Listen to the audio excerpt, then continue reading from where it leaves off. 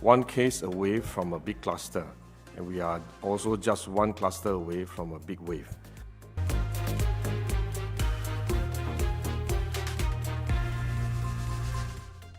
Very good evening with Olivia Quay. I'm Haryanto Dimana. We're coming to you live from the Straits Times newsroom.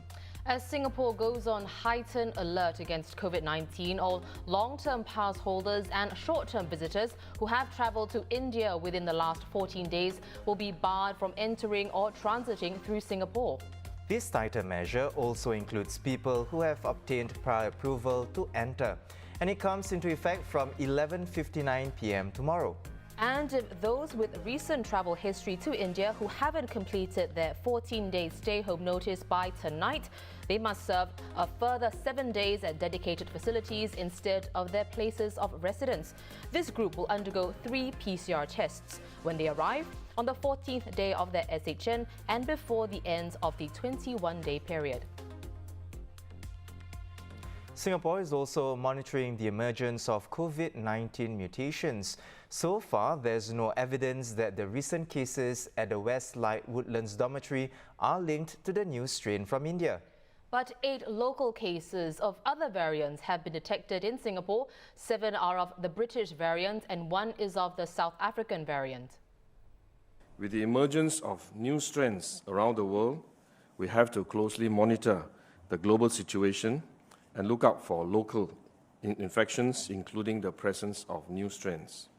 The National Public Health Laboratory has been conducting whole genome sequencing and phylogenetic analysis of COVID cases, and we have detected variants of concern amongst cases in Singapore. These cases had been promptly isolated and ring-fenced.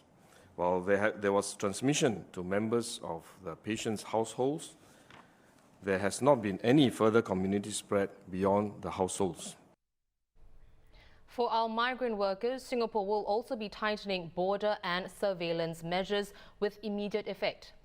And those from higher risk countries will now have to serve SHN at a dedicated facility before heading to the Migrant Workers Onboarding Centre for an additional testing regime.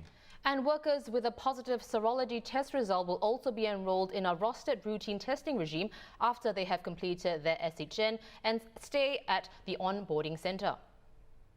The latest scientific evidence from the cohort of recovered persons in Singapore nearing 1 year from the date of infection suggests a possible gradual decrease in their antibody levels. Although this is just one indicator of immunity, given the new variants of the virus emerging, the risk of breakthrough immune protection could have increased. Therefore, as an added measure, MOH and MOM will revise the testing regime for all recovered workers.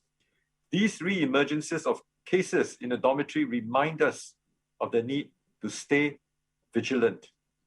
We seek the cooperation of migrant workers, of employers and dormitory operators to continue to work with us and to safeguard the lives and protect the livelihoods of our migrant workers.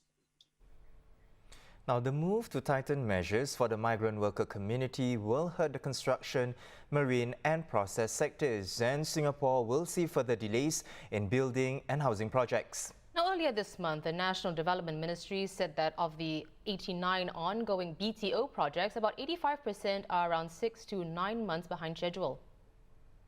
For the construction sector in particular, there have already been delays in building and housing projects up to now. I think with this additional restriction of workers, there will be further delays in projects. So I seek Singaporeans' patience and understanding. If certain projects were to be delayed further, please understand why this has happened and know that we are doing this because of public health reasons and we have to make this additional measure and we hope that everyone will cooperate. Finally, I think the situation we are in, reminds us once again of how unpredictable and volatile the pandemic can be. It's been more than 1 year since we've started this fight against COVID.